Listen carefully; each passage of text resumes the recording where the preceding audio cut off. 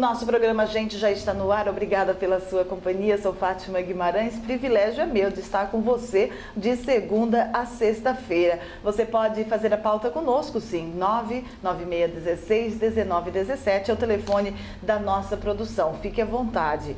Eu vou conversar com a Luciana Eusébio Cunha, ela é psicóloga especialista em dependência química.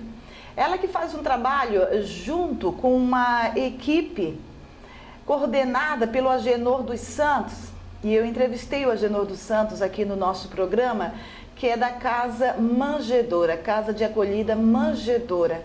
Olha, o Agenor é uma pessoa formidável, né? Que homem, que casal, a Maria Aparecida. Este trabalho maravilhoso que eles fazem com os dependentes químicos, ali na Lagoa dos Esteves. E a Luciana está aqui exatamente para falar sobre o que é dependência química, como a família pode ajudar, como a família percebe que esta ou aquela pessoa é um dependente químico. Luciana, seja bem-vinda ao nosso programa, satisfação. Obrigada. Vamos então direto ao ponto, o que é dependência química? Então, dependência química, Fátima, é toda e qualquer substância, né, introduzida no organismo do ser humano, aonde provoca uma alteração no sistema nervoso central, né? Então, dependência química se caracteriza nisso, substâncias químicas que provocam, então, alguma alteração no funcionamento, né, do cérebro. Hoje você trabalha só na Casa de Acolhida Manjedoura? Hoje eu sou responsável técnica, né? Certo. Então coordeno toda a questão do tratamento dos dependentes. Nossa capacidade hoje é 14 residentes, então e também tenho um consultório então na Sara, né? Que também trabalho também dentro dessa linha da dependência, mas também com outras doenças, outras comorbidades associadas à questão mental mesmo, né? Como é trabalhado essa situação na vida do ser humano? Então, na verdade, Fátima, o primeiro passo é o desejo de querer. Querer, então, né, sair dessa doença, porque hoje é considerado uma doença. A dependência química é uma doença? É uma doença, exatamente. Isso incide, né, DSMs, então é comprovado como uma doença que não tem cura. Então, uma vez dependente, né, sempre dependente. Sério? Sim, sempre dependente. Nossa. De uma forma mais lúdica, até para as pessoas poderem entender, né? É como se tudo que nós aprendemos na nossa vida, vou falar de uma forma, como eu disse, bem lúdica, se faz um caminho no cérebro, né? Então, é como se aprende de uma certa forma, né? Ser dependente. Então, esse caminho, de uma certa forma, é desenhado no cérebro. Então, uma vez aprendendo como comer, né, caminhar, a gente esquece, não esquece. Esquece se porventura sofreu algum acidente, alguma coisa nesse sentido e atingir em algum local do cérebro, né, vamos pensar assim, afetar o funcionamento. Então, acaba a pessoa esquecendo esse caminho desenhado pelo cérebro. Então, a dependência química entra mais ou menos nessa configuração. Bom, você falou que a pessoa, para fazer um tratamento, ela tem que querer. Eu quero sair disso. Mas uma vez o dependente, seja de droga ou de álcool, fazendo essa desintoxicação, o organismo dele não está limpo, livre? Ou é aqui? Então, fisicamente, né, biologicamente, através do processo então da desintoxicação, então é através da urina, através do suor, as drogas, né, lícitas e ilícitas, então as proibidas e as liberadas, ela acaba sendo de uma forma natural. Dependendo do uso, Fátima, isso leva em torno de 1 mês, 3 meses, 6 meses, esse processo todo. Porém, a dependência, a pessoa, ela acaba criando alguns comportamentos, né, que acaba, de uma certa forma, prejudicando. Então, a questão da mentira, da manipulação, da autopiedade, então isso fica muito enraizado na pessoa. Né? Mas isso só quando a pessoa está sob o efeito do álcool, da droga. É que, na verdade, assim, Fátima, para conseguir-se a droga, para ir atrás da droga, a pessoa acaba se sujeitando. E esse se sujeitar acaba virando uma rotina. Né? Então, se nós formos parar para pensar aí, um usuário de cocaína, um usuário de crack que passa 20, 30 anos mentindo com frequência, manipulando, tendo toda a questão da autopiedade, então é um comportamento já muito, entre aspas, entranhado para simplesmente só tirar, né? Tirar a droga do organismo, né? É aquilo que o pastor Edivaldo fala, né? Tem que nascer de novo. Exatamente. Se nascer de novo, fica a velha criatura para trás, aí sim, é um outro homem, uma outra mulher. Por que a pessoa, ela adentra numa dependência química? Quais os motivos que você já ouviu nesse tempo que você está diante da casa? Ou no teu consultório, né? Sim, então, são vários os fatores que conduz para se tornar um dependente, para ir em busca das drogas, né? Eu já ouvi relatos, por exemplo, de ausência da figura, tanto paterna quanto materna. Eu já vi também a questão da influência das amizades, do meio aonde se vive. Eu já vi também toda a questão da curiosidade, né? Então, assim, ter um motivo específico não se tem, né? Se tem, são fatores que contribuem para, né? Eu já escutei, Fátima, uma coisa muito interessante, eu já escutei alguns dependentes relatar existir um vazio dentro de si e buscar e não encontrar. E esse vazio, entre aspas, ser preenchido pela droga, né? Então, a dependência química é uma doença, tá? E os sintomas, né? Como a família identifica que aquele ente querido está sendo um portador de usuário disso ou daquilo? A família, o pai, no caso a mãe, né? Vamos pensar nessas figuras, tem que estar muito atento às amizades. Eu acho que em primeiro lugar é isso, né? Então, com quem o filho se relaciona, que horas que chega, aonde vai. Isso quando menor de idade, porque depois maior de idade não tem como, é complicado. Né? Mas se existe um vínculo, e é isso que é interessante nos dias de hoje, né? A família hoje, ela acaba se afastando muito uns dos outros, mesmo quando criança e até mesmo quanto adulto, quanto maior de idade, né? Mas saber, mesmo com o maior de idade, saber aonde esse filho vai, né, com quem ele se relaciona. E depois, que são, no caso, as situações mais agressivas, né? Então, uma mudança muito brusca de humor, então oscila, né? Tem uma oscilação, então muda constantemente, né? Tem algumas drogas que têm algumas características específicas. O álcool é uma coisa que é bem conhecida, né? Então, o cheiro, né? Então, comportamento também, a questão do próprio equilíbrio, né? A gente tem a maconha, que tem toda a questão do olhar também, né? Mas a mudança é a questão realmente de companhias, né? A questão financeira também é interessante mencionar. Então, por exemplo, vamos pensar no maior, né? Maior de idade. Então, trabalha, né? Mas recebe um valor X e aquele valor X não dá conta, então, de suprir as suas necessidades, e constantemente está pedindo 10, 20, 50, 100 reais emprestado, né? E volto a falar, então, novamente a questão do humor, que é uma coisa, assim, bem interessante de se pensar, né? Na casa de acolhida manjedoura, como é trabalhado, então, estes 14? Então, nós temos uma proposta de tratamento baseado nos 12 passos dos cristãos, muito semelhante ao NA e o AA, né? Eles direcionam muito a questão do poder superior. Nós já falamos diretamente que este poder superior é Deus.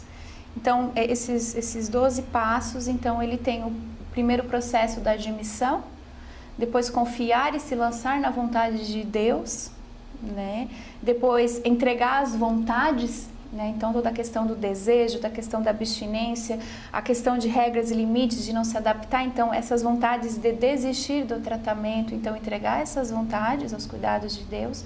Um quarto passo, então, é fazer todo um inventário, relatar toda a sua história de vida, ter padrinho, né? Fazer toda uma questão de reparação, todas as pessoas que prejudicou de uma forma direta ou indireta, procurar fazer reparação. E tendo consciência de tudo, né, de toda a questão que envolve a problemática da droga na sua história, na sua vida, então conduzir outras pessoas por esse caminho também que fez muito bem a ele, né? Todo o processo de desintoxicação, né, Fátima, que é de uma forma, querendo natural, por aquilo que eu já falei inicialmente, pela urina, né, pelo suor, toda a troca de célula. Também nesse processo tem a questão do autoconhecimento, então entender na sua história o que fez buscar a droga, porque existe, a gente consegue, diante do quarto passo, a gente consegue ter a história do paciente, então saber o que fez que ele conduzisse, o caminho que foi feito para a busca, né? E depois preparar ele retornar para a sociedade, né? Porque ele sai da sociedade por não estar em condições de viver em sociedade e agora já preparado, né? Então ele precisa retomar sua vida na sociedade, então com trabalho, com a questão familiar, né, Fátima? E quando a pessoa decide parar de usar, assim, qual o momento? A pessoa, a mulher, tanto, porque lá na manjedoura é só homens, né? Isso. Aí o homem chega pra ti e diz, olha, eu definitivamente não quero mais. A partir de que momento? É difícil, né? Porque lá também tem um período para ficar, né? Isso, lá fica de 6 a 9 meses o tratamento, né? Cada caso é um caso. Então, assim, como especialista, a gente faz toda uma avaliação inicial. Quero parar, mas eu quero parar porque eu uso que tipo de droga? Há quanto tempo que eu utilizo essa droga, né? É uma droga nos fins de semana? É uma droga diária, né? É por períodos? Então, a gente faz toda uma avaliação, né? Se essa pessoa, claro, o comprometimento dela também. Então, ela é encaminhada, então ela é convidada, porque o tratamento é voluntário, né? Nós, Casa de Acolhida Manjedoura, acreditamos, então, que a pessoa ela tem que querer, né? Ela tem que tomar essa decisão realmente de sair das drogas, né? Porque, como eu falei, Fátima, é uma doença que não tem cura. É uma doença que ela vai carregar pelo resto da sua vida. Porém, ela tem que todos os dias decidir e não usar. O AA e o NA, eles falam, né? Por mais 24 horas, né? Mais 24 horas. Complicado. Então, eles precisam entender isso, né? As vontades vão ter, Fátima, né? Como são tentados, vamos dizer assim, né? São tentados pelas amizades, enfim, tanta coisa, né? Quais as maiores dificuldades na recuperação do dependente químico? As maiores dificuldades é a aceitação. Quando a pessoa não quer, né? Aceitação e na modalidade de tratamento que é a nossa em comunidade terapêutica é a questão das regras e dos limites. Porque fora de tratamento, a vida é muito livre, é muito solta. E quando eles entram para tratamento, então tem toda uma questão de regras. Horário para comer, horário para dormir, horário para acordar. Então isso, querendo ou não querendo, impactam muito a vida deles, né? E quando volta para a família, como a família deve agir? Olha, ela deve... A questão familiar é uma questão muito interessante de se conversar, porque a família também está doente. Né? Então, a família, como que ela deve agir? Ela deve estar, no mínimo, preparada para este retorno. Né? Então, aprender a confiar, que é uma coisa que é muito delicada nesse processo. Né? Aprender a dialogar, a conversar, então, a ser parceiro, a ser amigo, a ser companheiro, né? Então, o que eu indico, o que eu sugiro, né? E é o que a gente tenta fazer com os nossos pacientes e com os familiares, né? Participar de reuniões de autoajuda, buscar uma orientação de um profissional, né? Porque a dependência, ela não atinge somente o sujeito, somente o dependente, não, tem toda uma outra estrutura por trás disso. Então tem filhos, tem esposas, tem mães, tem irmãos, né? Tem sobrinhos, tem tios, então tem muitas pessoas envolvidas e são pessoas, Fátima, que sofrem anos e anos e anos e anos e anos e anos, né? E sempre na expectativa, na esperança de que um dia vai melhorar, mas esse dia às vezes é longe. E isso produz, querendo ou não querendo, produz, que a gente fala, né, dentro da dependência química, a codependência, né? Então, a família, ela fica dependente do dependente. Dependente fica dependente da droga e a família fica dependente do dependente. Exatamente. Então essa família ela tem que se preparar realmente, né, para pós-tratamento. Por quê? Porque o dependente ele passa realmente por um tratamento, né?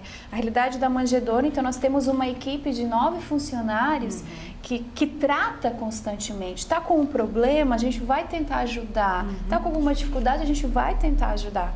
Então tem acompanhamento, sabe, diário, né? Eu, por exemplo, psicóloga, estou diariamente lá, então eles têm esse suporte, né? E a família em casa, infelizmente, às vezes por condições financeiras não tem. Então a gente tenta orientar essa família. Procura o serviço, procura o SUS, né? Nós ofertamos reuniões, então procura ir nessas reuniões, porque quanto mais a família ficar informada, mais capacitada ela vai estar para lidar com essa situação ter do conhecimento para lidar Exatamente. com a situação, né? Olha, muito obrigada pelo trabalho que você desenvolve na Casa de Acolhida Manjedoura. Não é um trabalho fácil. Tem que ter essa junção espiritual, sim, porque senão a coisa não funciona. Mas que é um trabalho natural, né? Esse lance de desintoxicação é natural, né? Vocês não forçam com remédios químicos, né? Vocês não deixam aquele homem, né? Porque lá é só homens, fazendo essa desintoxicação com remédios fortes e tudo mais, porque ficam mais dopados ainda. Nunca gostei disso também. Ficam mais dopados ainda. E aí não é fácil segurar um dependente que chega lá totalmente destruído. Não é fácil, tem que ter firmeza mesmo, né, Luciana? Olha, parabéns. Gostaria de destacar mais alguma coisa? Tá aí o contato também, se você quiser ajudar a Casa de Acolhida Manjedoura, tá aí a agência, o banco, tudo certinho, tá aí o telefone para você entrar em contato e ser um voluntário, ajudar a Casa de Acolhida Manjedoura. Agradeço a sua participação aqui no programa. Eu que agradeço também, nos colocamos à disposição, né, para possíveis dúvidas também, entrar em contato, né, e aquilo que a gente puder ajudar, com certeza a gente fará. Perfeito. Obrigada. De nada. Um rápido intervalo comercial e daqui a pouco a gente retorna com o programa, gente.